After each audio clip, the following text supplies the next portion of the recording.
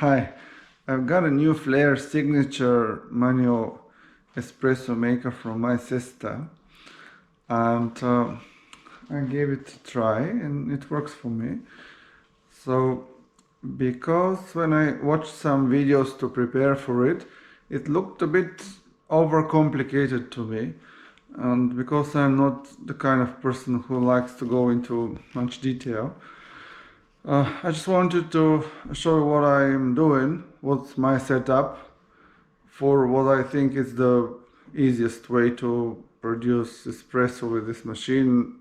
And it might not be like the best, but certainly meets my criteria and works for me. And of course, the more I'm using it, probably the better I will become. But with I think was 3 or 4 attempts, I was able to produce a good espresso shot.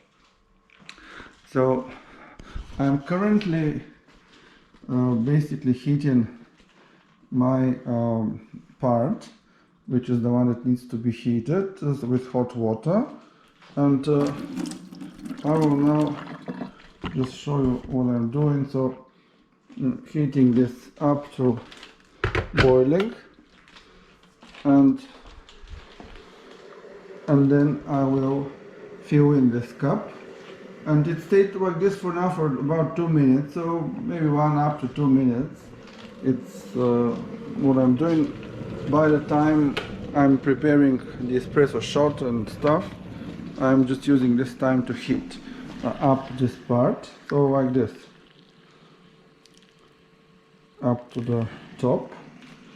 And then the other thing, and I believe most important, is for you to have a manual grinder that you can basically use in a way to be able to know how fine your grinding, and also to adjust the grind.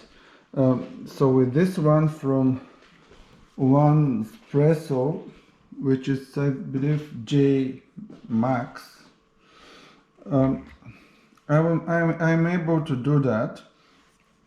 So currently you see I'm using at one, so one full circle plus one, that's currently my grind. And by adjusting this, I'm able to change the way the machine operates, because if it is if you go up, let's say at 3, then when you try to make the espresso shot, it goes way too quickly. And if I go just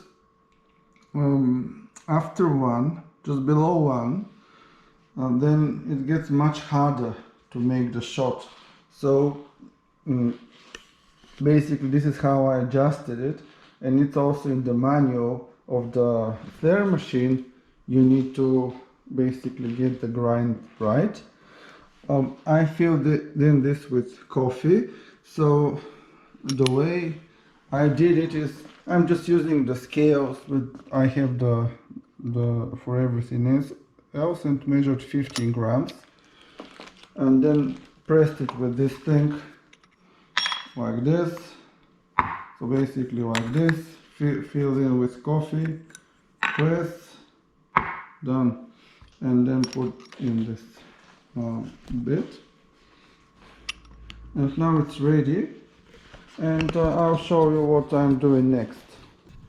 I'm not using scales. Basically what I did is I measured once, I saw where I need to be, like up to 30 mil. It's somewhere up to here, so I don't want to be over precise. And also when I'm using the machine, it's kind of stops around there, so I don't think I need to be much more exact than that. Okay, so now this is the bit with the coffee, and before I take out the part from the hot water, I'm boiling again the water, so it's boiling. So now I'm taking the part out, removing the water, It's hot, but not super hot. I mean, it's hot, it's very hot, but I think it's fine. I can manage it. Okay, and now I will need, now I need to put the water. And you know, if you are very, now early in the morning, uh, not well awake, or you're in a hurry or stressed, you might miss some of these steps, and that's a bit frustrating. And people said about it. So yeah, and I'll start, and you can see I'm starting to press now.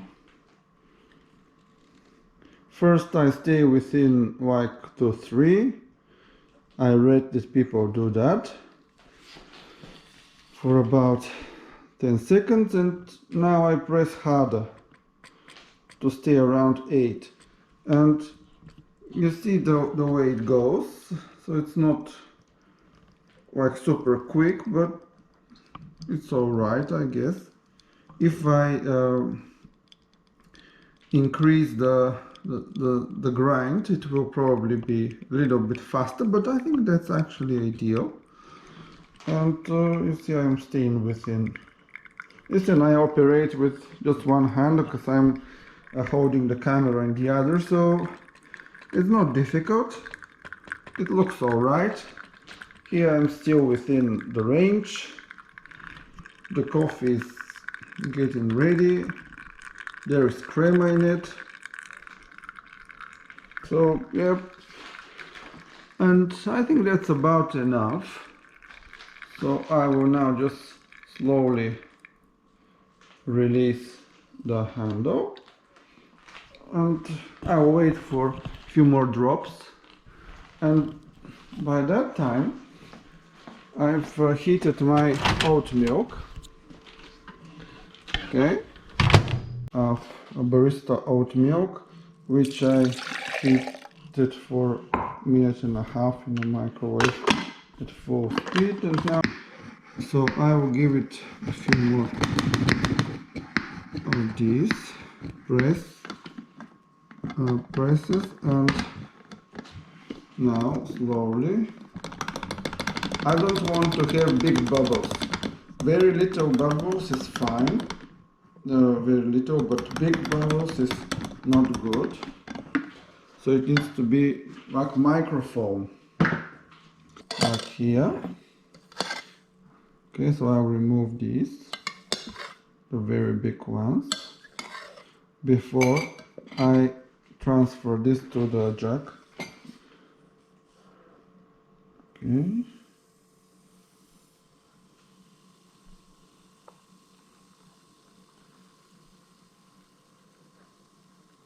And now I also leave the foam here. I don't want this super foam. Okay, and now I have my glass with the espresso. Let me try the espresso first to see how it is. It's a very, very little bit sour, which is great because if I don't make it right, it's very sour. And this one is really actually tasty. And that's why I like using this machine instead of my espresso machine. And now I will just make my latte.